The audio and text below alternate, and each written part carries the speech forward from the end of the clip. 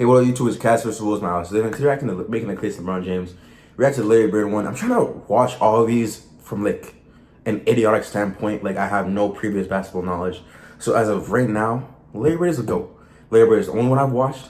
So Larry Bird is the greatest. We'll see after this one how I feel. All my prior feelings of LeBron James, everything I've seen about LeBron James, I'm coming to this point as a nobody, like a blank sheet of paper, just with Larry Bird's information. The size of the court and the lack of pads or helmets give fans the most intimate experience of a team sport that exists. And because of the different styles that basketball allows for, players develop their own distinct identities and signature styles through their creativity, flair, and athleticism. And although no player succeeds alone, the scoring volume and two-way nature of the sport give individual stars a nearly unprecedented amount of control over the flow and outcome of a game. For this reason, players are constantly compared to their peers and to the legends of the past in order to answer the most hotly contested question in the sport: who's the greatest to ever do it? For many, the question is redundant.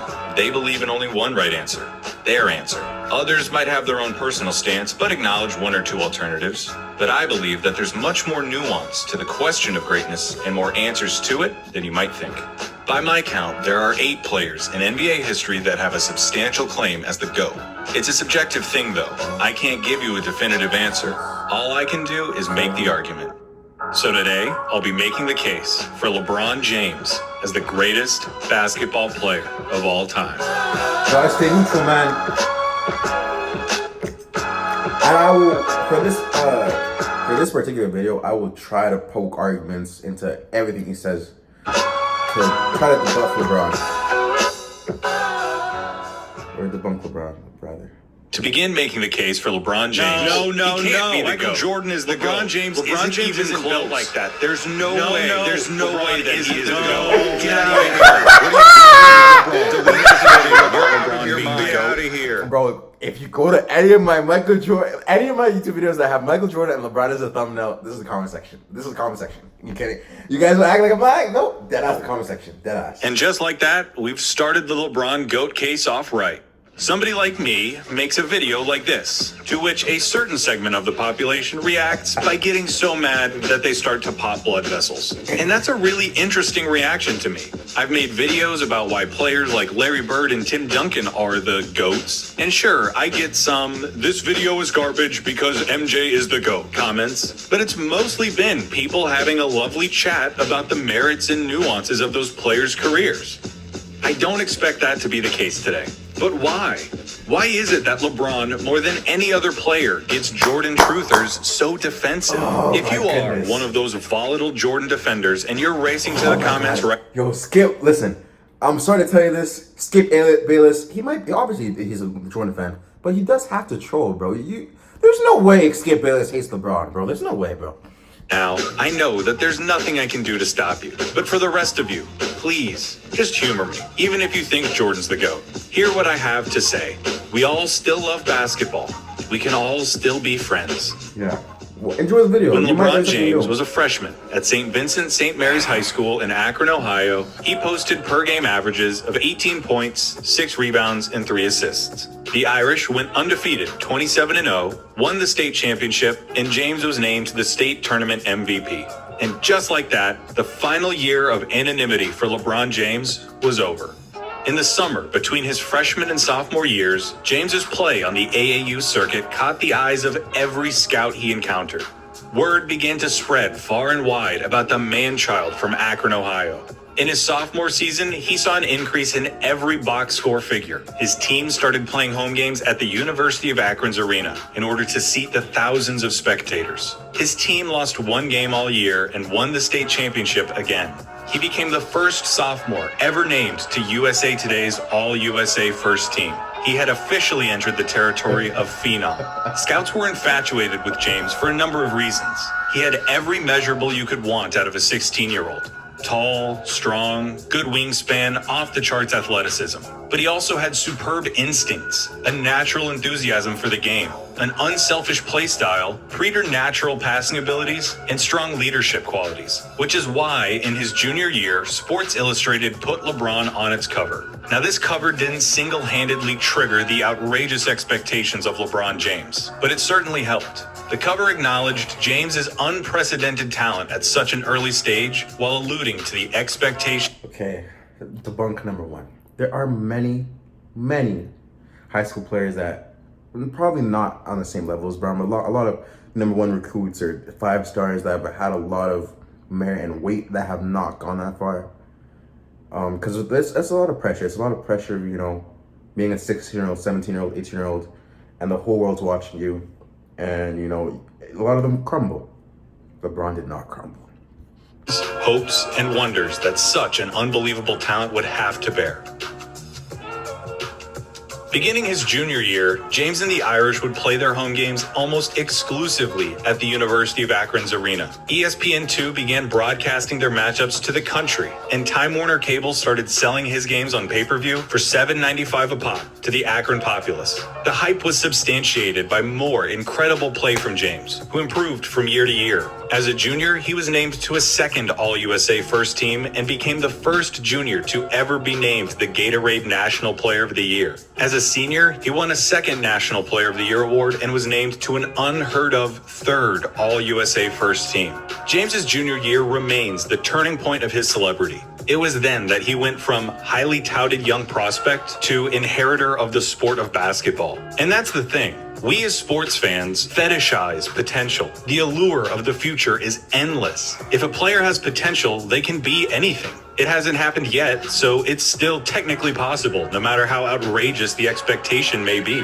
But then if they High school stats or whatever, bro. I don't care about these stats. don't succeed, we label them as failures, busts. Couldn't do it, didn't pan out. Never mind the fact that we were the ones who set the expectations to begin with. Promise is a double-edged sword, and this was promise like no other. LeBron was the first real athletic prodigy of the internet era. It was the first time that the country could whip itself up into this kind of frenzy about the next big athlete in the uber-commercialized post-Jordan NBA. These days, young prospects in every sport get enough smoke blown up their asses to host a barbecue with top 100 recruiting lists and the videos with titles calling any prospect who hits back-to-back threes the next Steph Curry. It's too much to say that it started with LeBron, but he was undoubtedly the initial product of the hype machine we're familiar with today. He was so Yeah, good. social media has changed a lot, and you guys know this. I don't gotta tell you.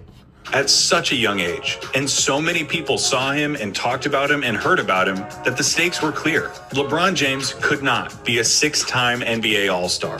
He couldn't win 1 or 2 MVPs. He couldn't be the next Tracy McGrady or the next Vince Carter. He had to be the face of the league and go down in history as one of, if not the, greatest basketball players of all time. In the Sports Illustrated article, the one that called him the chosen one, a label that he embraced by having it tattooed on his back, writer Grant Wall recognized the absurdity of asking if a 17-year-old who still couldn't buy cigarettes was really the heir to the next generation of That's basketball. crazy, right? But after seeing LeBron and talking to him, Wall concedes that it was indeed the right question. Was it ever? In the 2004 NBA draft, LeBron James was the first overall selection by his hometown Cleveland Cavaliers. He was selected ahead of college standout Chris Bosh, Dwayne Wade, who had just led Marquette to the Final Four and was named an All-American, college basketball's Player of the Year TJ Ford, and Carmelo Anthony, who had just led Syracuse to an NCAA championship. LeBron, out of high school, went ahead of all of them, with the weight of a franchise, a city, and perhaps a league on his For Cleveland, man. He's doing this for Cleveland, man. 18-year-old shoulders. As the most anticipated basketball player since Lou Alcindor, LeBron James could not falter. What if he'd failed? What if the $100 million shoe deals and the celebrity and the fame had been too much too soon? And honestly, how wasn't it? How did LeBron not mess it all up? I don't know, but he didn't. And I'd be remiss if I didn't mention the incredible things that he's done since with his platform as the country's most famous athlete.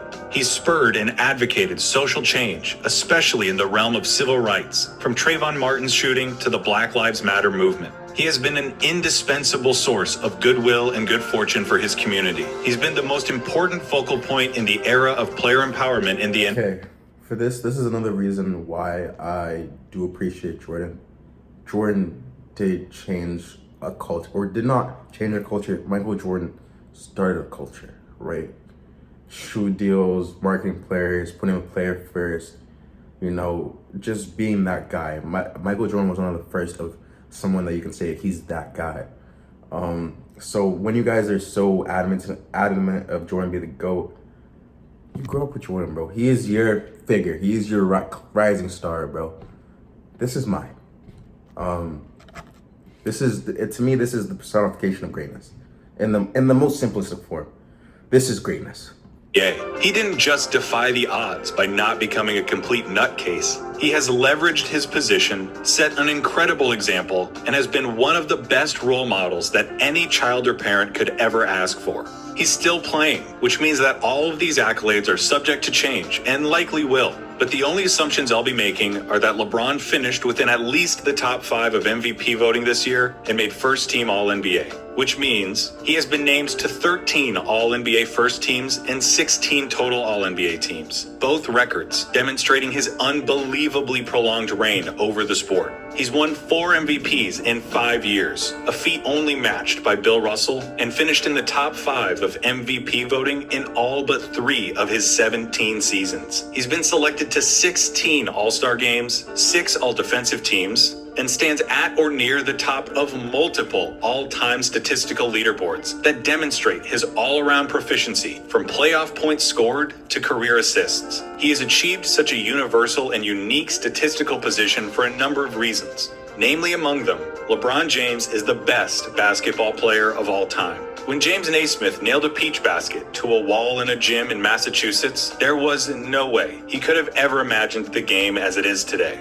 And there is no way, not in his wildest dreams, that he could have ever imagined an athlete like LeBron. Okay, this guy. Now I understand how you Larry Bird people were feeling in the conversation. This is dick suck, bro. I'm not gonna lie to you. He is worshiping LeBron right now, and I do not care. I agree with every single thing he's saying. So that's exactly how you guys felt for the Larry Bird thing. It's not delusional, bro.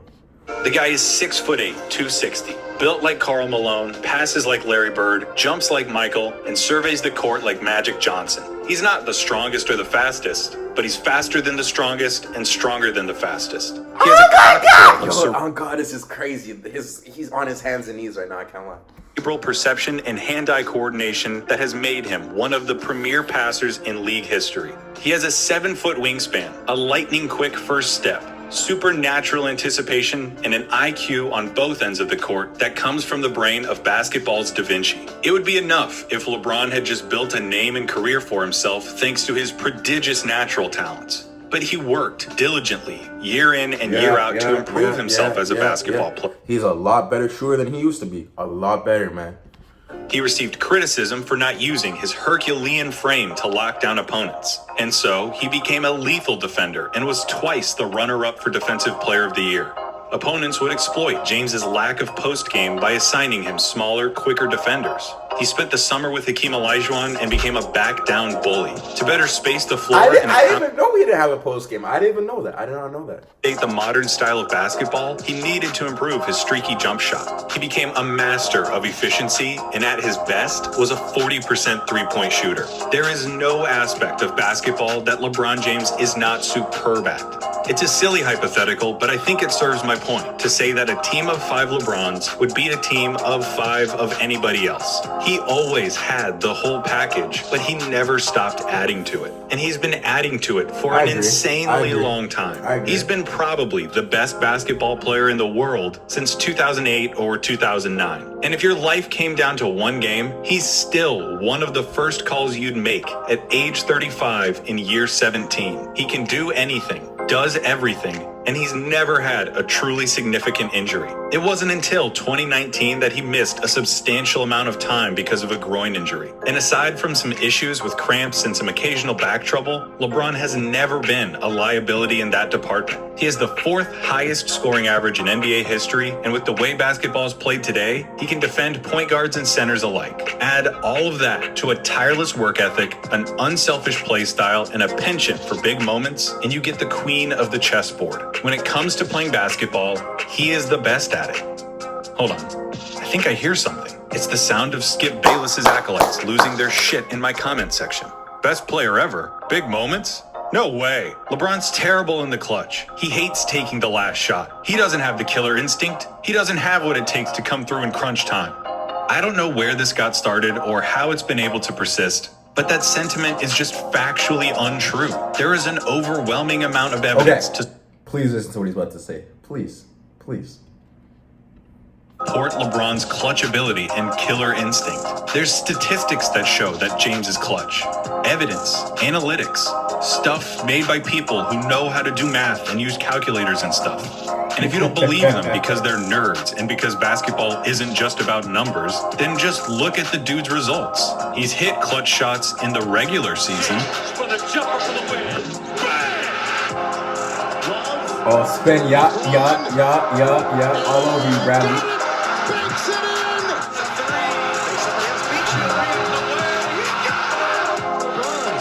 LeBron for the tie.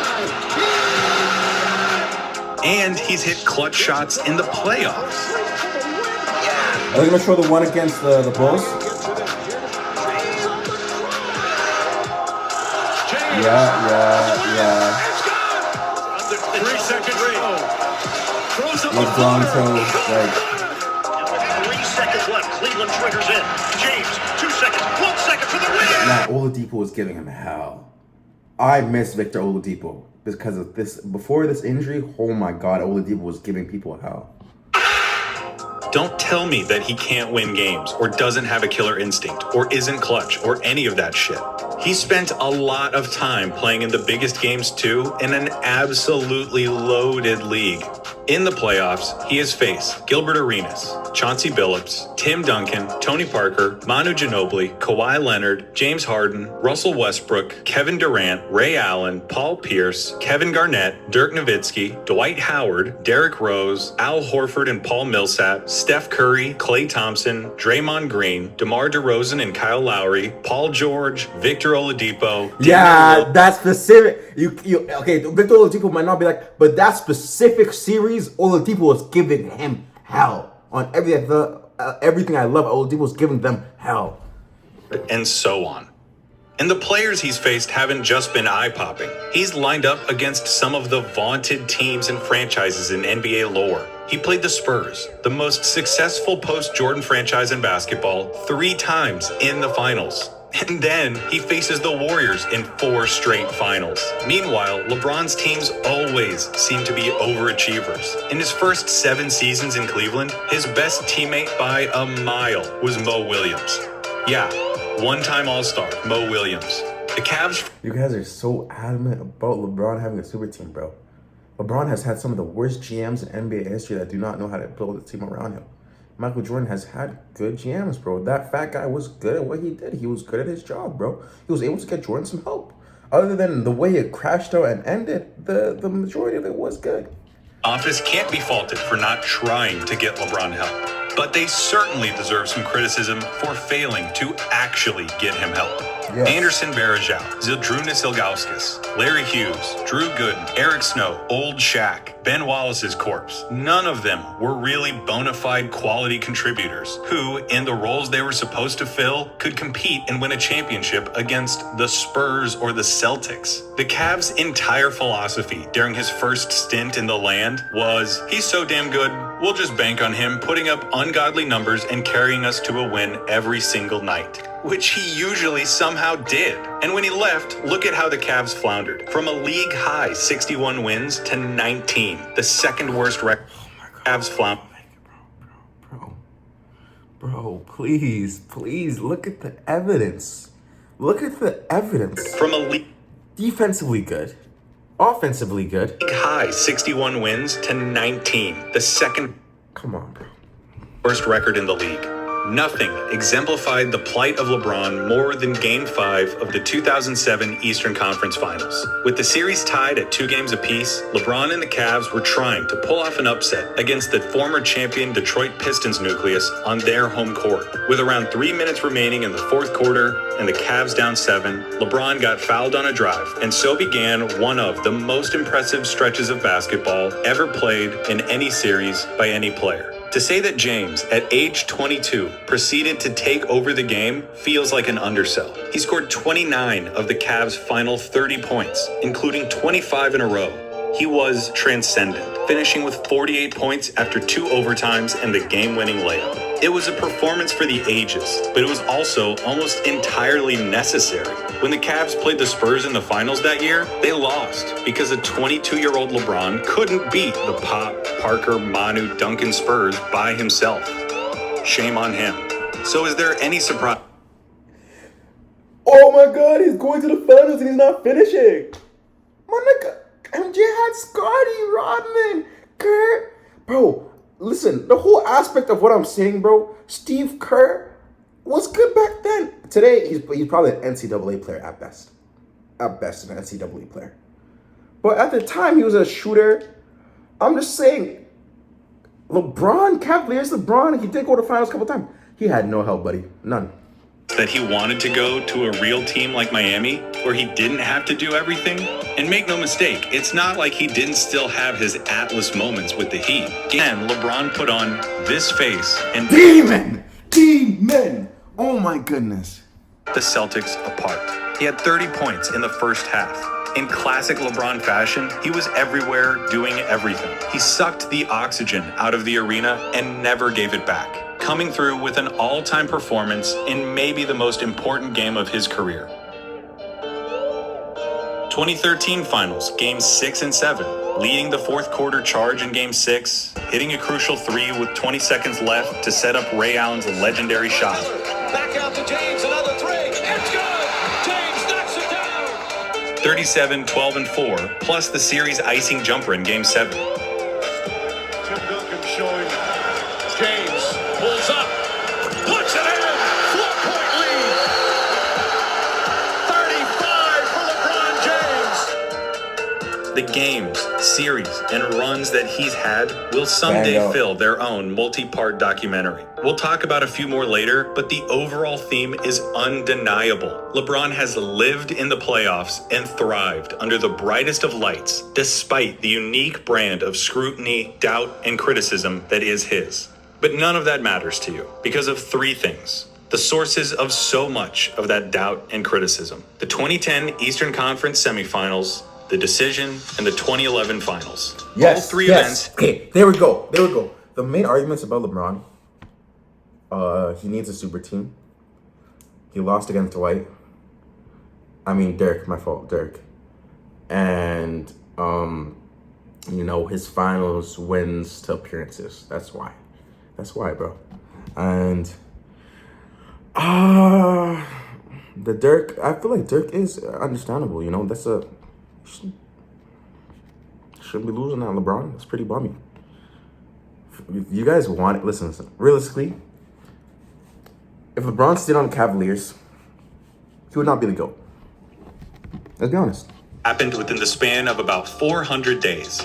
It started with the second round of the 2010 playoffs, Boston versus Cleveland. Despite having the best record in the league, the Cavs lost in 6 to the Pierce, KG, Ray Allen Celtics. LeBron's numbers look okay, but if you remember watching at the time, or you go back now and watch, you can tell that LeBron's just not there.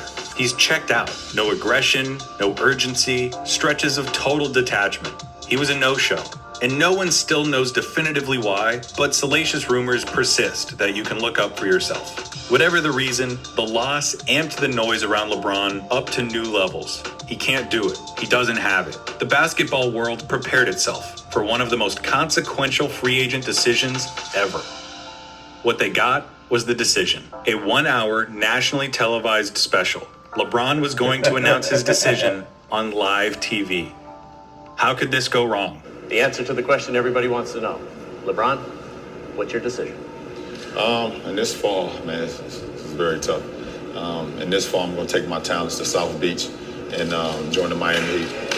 The best basketball player in the world dumped his hometown team, the most tortured sports city in America, live on television to join a super team with Dwayne Wade and Chris Bosh. He had quit on Cleveland in the playoffs and followed it up with the mother of all backstabs. The decision remains perhaps the single meanest thing an athlete has ever done to their franchise. It was mindless. Katie did the worst. Katie did the worst. Katie did the worst. Please, please, please. Shallow, insulting, and egotistical in a profound way. LeBron quickly went from one of the most popular and celebrated athletes in the country to its most hated. Cavs owner Dan Gilbert published an... There we go.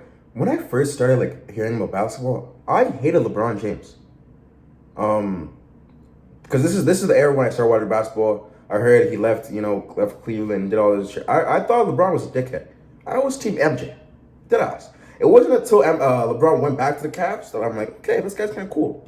Infamous letter tearing James apart. Fans burned his jersey in the streets. Conversations about how LeBron was wired and whether he could be the guy flooded the airwaves. But the funny thing was, I don't think anyone really faulted him for wanting out of Cleveland. It was clear that he didn't get the help that a superstar needs in order to capitalize on their talents. The criticism was first and foremost with the execution, doing it in a self-aggrandizing live TV special. The criticism quickly turned into nonsensical, inane cliches and false narratives. The same LeBron that was getting praised for his ability to cultivate camaraderie and success on abhorrent teams was now being criticized for not making his teammates fear him, whatever that means.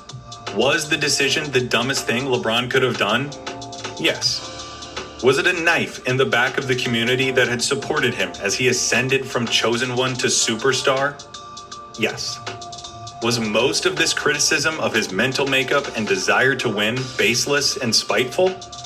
Also, yes. But it probably didn't feel that way for a lot of NBA fans at the time. They hated him. He had quit on and betrayed his team. So when the Heat lost the 2011 finals, the hate boners raged in full force. And the Heat didn't just lose because the Mavs were better. They lost because LeBron choked. His scoring average plummeted to 17 points a game, down from 26 during the regular season. And of those 17 points a game, only 3 came during the fourth quarter, which is especially damning considering how tight the series was.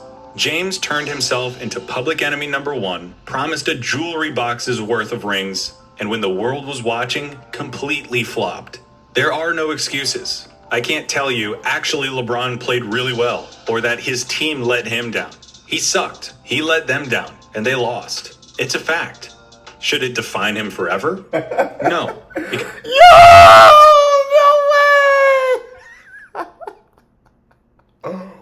Oh my god, okay. That's toughy. If we take a trip into yesteryear, we can look at a young point guard on the Los Angeles Lakers in the 1984 finals by the name of Earvin Magic Johnson. The series was the first championship meeting between Larry Bird and Magic since their record-breaking collegiate showdown. The two were now the faces of a surging NBA, revitalized thanks to their mastery and rivalry. What did Magic do? He choked. Pretty hard. In Game 2, he dribbled out the final 11 seconds in regulation of a tied game without putting up a shot. The Lakers lost in overtime. In Game 4, Magic had his pass picked off with 4 seconds left in regulation of a tied game. Then in overtime, missed both free throws with 35 seconds left, with the score tied again. The Lakers lost. In Game 7, Magic turned the ball over twice in the final 90 seconds of a tightly contested game. The Lakers lost. Basketball writers were ruthless and cutting. The fact was, he didn't have what it took to come through in the big moments, despite previous evidence to the contrary. And that's not how we remember Magic Johnson. We remember him as a player who came through in big games, had big performances. Why have I never heard this before? Wanted to have the ball when the game got close. Could it be because he led the Lakers to 3 championships after his '84 meltdown? So why is it that some people's opinions on LeBron James haven't changed in the last 9 years? How were 3 championships and 7 more consecutive finals not some sort of redemption? Because of this right here, the magic bullet, 3-6 in finals series. Not that he's won 3 championships, or that he's made 9 finals, or that he's spent almost the entire decade of the 2010s playing June basketball. It's that he's made it 9 times and lost 6 times. Would it be better if he were 3-0 or 3-3? It is not a meaningful or insightful conversation in any capacity to boil down a player's entire career, his contributions, strengths, weaknesses, and subtleties to just... Why do you like to measure a players by their failure and not their successes? Because you know, let's be completely honest. If you compare LeBron's greatness to any other NBA player of all time, maybe only Will Chamberlain is arguable. But other than Will Chamberlain, LeBron is greater than any other basketball player that has lived and will ever live. Maybe other than Giannis. His record in the NBA Finals. How is it that making it to the finals and losing is worse than not making it at all? If you take the time to actually look at how he ended up in those series and what he actually did in them, I have no idea how you could misconstrue his finals performances as a hindrance to his case. We talked about 07, 11, 12, and 13. Of those 4, the first was a loss to a team with an actual roster and head coach. The second was a loss that can be pinned entirely on James. Yes. And the last 2 were victories. In 2014, the Spurs played absolutely divine basketball. You cannot play the game better. LeBron and Chris Bosh were the only players on the roster who showed up. Nobody else, either because of age or mileage, could handle the physical toll of a 4th straight finals. LeBron led the Heat in every stat but blocks. He averaged 28, 7, and 4 while shooting 57, 51, 79 splits. As Mike Tyson said to Sports Illustrated, the Spurs won because they deserved to, not because of what LeBron didn't do. Yeah. You're out of your mind if you think that the 2015 finals is... If you think any finals against the Warriors count, please report this video and block me. You are idiotic, bro. Holy shit. Black mark on LeBron's legacy. The Cavs lost Kevin Love in the first round. Look at this. Look, bro. Bro, I'm about to kill is a black mark on LeBron's legacy. The Cavs lost Kevin... Look at Kelly Olynyk, bro. Look at Kelly Olynyk, bro. In the first round and Kyrie Irving in Game 1 of the finals against the Warriors. But LeBron was so supremely impressive that Cleveland actually had a prayer of winning the series, which garnered him finals MVP votes despite being on the losing team. His averages were unreal, and Andre Iguodala won... Bro, I'm sick and tired of this shit, bro.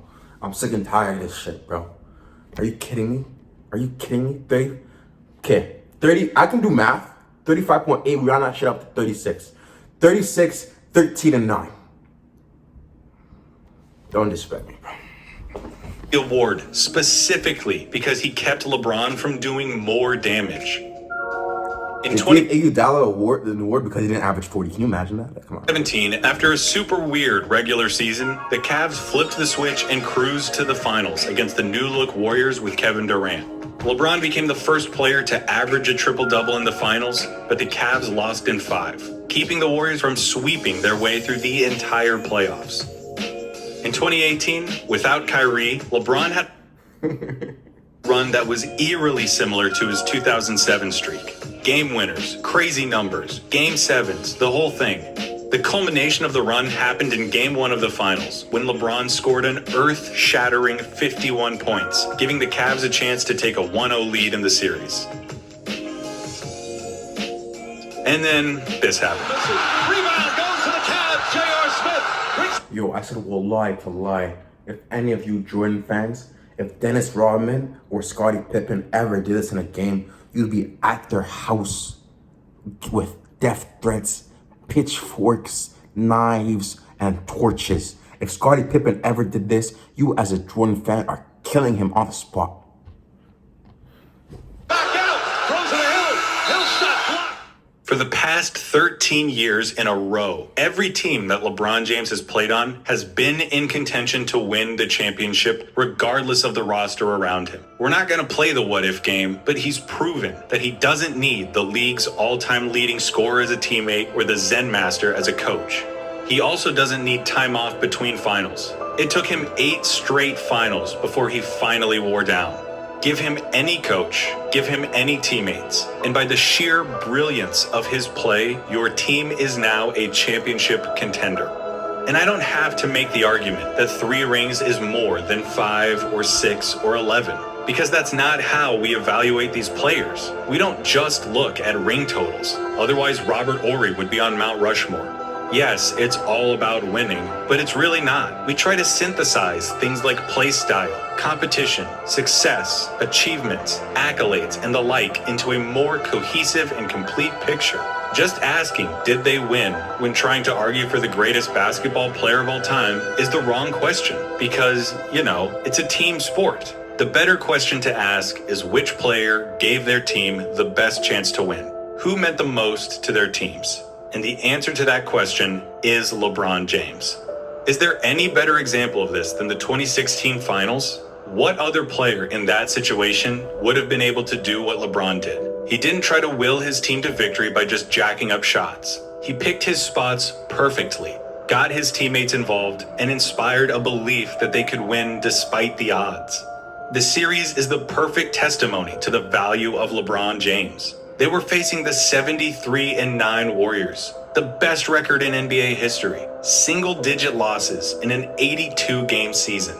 Cap it off with a title, and they instantly have a claim as the best basketball team ever. And after the first 4 games of the series, they have a 3-1 lead. No team in that position had ever lost. That lead in that series has proven throughout history to be insurmountable. Game 5. In Oakland, Kyrie shoots 70% from the floor to rack up 41 points. LeBron matches him with 41 of his own, plus 16 rebounds and 7 assists. Tristan Thompson is the only other Cavalier in double digits.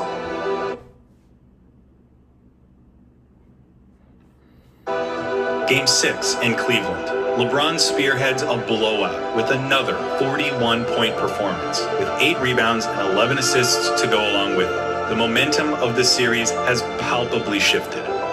Game 7 had legacy bursting at its seams. Something historic was going to happen, no matter how the game ended. Either the Warriors were about to cap off the most successful basketball season ever, or the Cavs were going to do the unthinkable. A 3-1 comeback, their first franchise title, Cleveland's first championship in 52 years, all made possible by LeBron James. A Cleveland win in Game 7 represented the single most significant feat that any player has ever achieved. The most anticipated high school basketball. That's the Kyrie Irving I know. I will not take any Kyrie Irving slander, because that's the Kyrie I know. After that Cleveland Cavaliers championship, I don't know who Kyrie is anymore. That's a clone. That's a clone to me. Player in a lifetime, who became the chosen one 45 minutes away from the team that would draft him, who took that team to brand new heights, who broke that city's heart in an astonishing way, came back to try to make things right, and was now 1 game away from fulfilling his promise in an unprecedented comeback against a record-breaking opponent. He isn't Michael Jordan. Don't expect him to be. He's not Magic Johnson either. He's not Larry Bird or Bill Russell or Wilt Chamberlain. He's LeBron James, the most valuable basketball player ever. The most complete basketball player who's ever lived. The greatest basketball player of all time.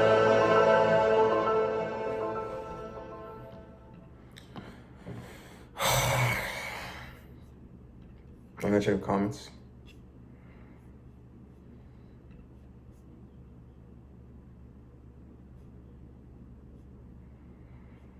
Okay. Bro, none of these comments make sense, bro. I'm gonna like the video. I did like the video. That was amazing. That was a dream. LeBron's the GOAT. I wanna hear shit. I'm winning today. Maybe a body don't know what to say. Maybe a body can never complain. Life is so crazy, prepare for the rain. The ones you was loving, they don't feel the same. Guess you grew up going out of a phase. This life is a matrix, you caught in a maze. Ain't get in your bag, we can all elevate. My trust in a few and that shit will not change. I'ma stack up these bags, cause I know that I can. Please don't say that I can't. It's all part of the plan.